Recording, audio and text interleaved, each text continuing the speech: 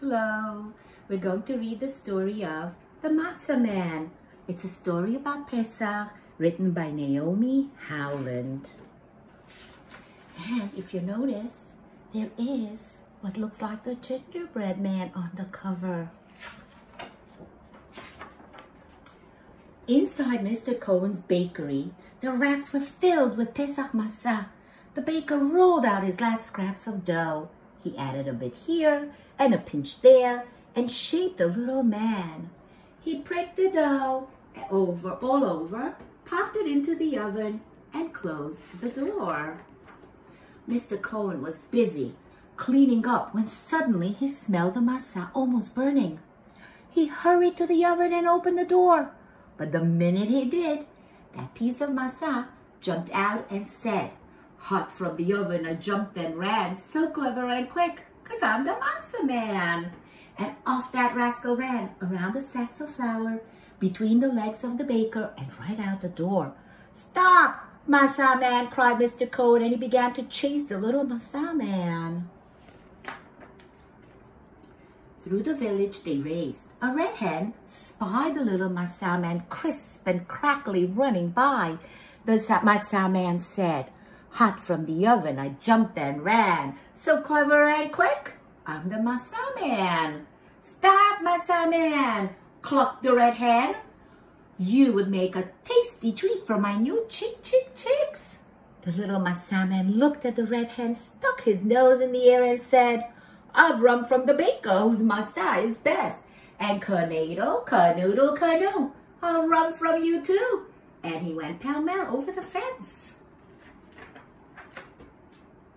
Cousin Tilly was sampling her tender Pesach brisket when the toasty little Matzah Man rushed past her door. The Matzah Man teased her, saying, "Hot from the oven, I jumped and ran, so clever and quick, I'm the Matzah Man." "Stop, Matzah Man," called Cousin Tilly.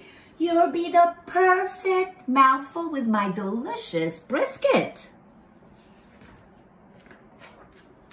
The little Matzah Man wagged his finger at Cousin Tilly and said, "I've run for the baker whose matzah is best, and from the red hen who left eggs in her nest, and canoodle, canoodle, canoe, I'll run from you too." And that little scamp raced off down the road.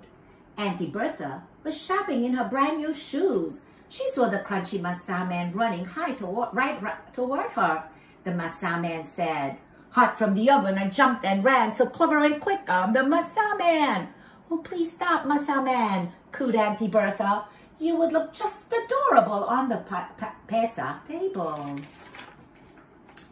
The little Matzah Man made a rude face at Auntie Bertha and boasted, "I've run from the baker whose matzah is best, and from the red hen who left eggs in her nest, and from old Cousin Tilly with brisket-filled pan, and canoodle, canoodle, canoe, I'll run away from you too." And he scooted around the corner. Grandpa Sully was chopping onions for his special Pesach fish. The onions were making him cry, but he could still see the Matzah Man through his tears. The Matzah Man said, "Hot from the oven, I jumped and ran, so clever and quick, I'm the Matzah Man." "Stop, Matzah Man," cried Grandpa Sully. "You'd be delectable nosh with my fish." The little Matzah Man put his hands up on his hips and bragged, "I've run from the baker whose matzah is best, and from the red hen who left eggs in her nest, and from old Cousin Tilly with brisket-filled pan, and big Auntie Bertha in high heels she ran, and canoodle, canoodle, canoe, I'll run away from you too." And he sped across the bridge. Miss Axelrod was dropping the last matzah balls into her chicken soup when the brown little Matzah Man ran past, and he shouted, "Hot from the oven, I jumped and ran, so clever and quick, I'm the Matzah Man." The little Matzah Man had such chutzpah, such nerve. He said, "I've run from the baker whose matzah is best, and from the red hen who left eggs in her nest, from old Cousin Tilly with brisket-filled pan, and big Auntie Bertha in high heels she ran, and Grandpa Sully from onions he's crying, and canoodle, canoodle, canoe, I'll run away from you too." And zippity-zip, Away he went. A great goat was pulling tender young radishes out of the garden when he noticed the tatty little Matzah man. The Matzah man stamped his foot and said proudly, "Hot from the oven, I jumped and ran, so clever and quick, I'm the Matzah man." "Stop, Matzah man," bleated the goat. "I would like to have a bite of you." The little Matzah man laughed and said, "I've run from the baker whose matzah is best, and from the red hen who left eggs in her nest, and from old cousin Tilly with brisket-filled pan, and big Auntie Bertha in high heels she ran. Then from Grandpa Sully from onions he's crying, and then from Miss Axelrod matzah balls flying, and canoodle canoe, I'll run away from you too." And he hurried past the goat. Just at that moment, young Mendel Fox came to the door of his house. What a commotion! Mendel saw the little Matzah man running down the road, chased by the gray goat, Miss Axelrod, Grandpa Sully, Auntie Bertha, Cousin Tilly, and the red hen, and Mr. Cone the baker, too. The Matzah man looked back over his shoulder and panted. "Ah, hot from the oven, I jumped and ran, so clever and quick, 'cause I'm the Matzah man." "Stop, Matzah man," Mendel said. "I'll help you. Hide behind me." The Matzah man flattened himself behind Mendel. "They're getting closer," Mendel shouted. "Hurry, get behind the cushion." The Matzah man covered himself with the pillow. "I can still see you," cried Mendel. "They're coming up the steps. Quick, hide here." The Matzah man jumped up on the table and slipped beneath the matzah cover.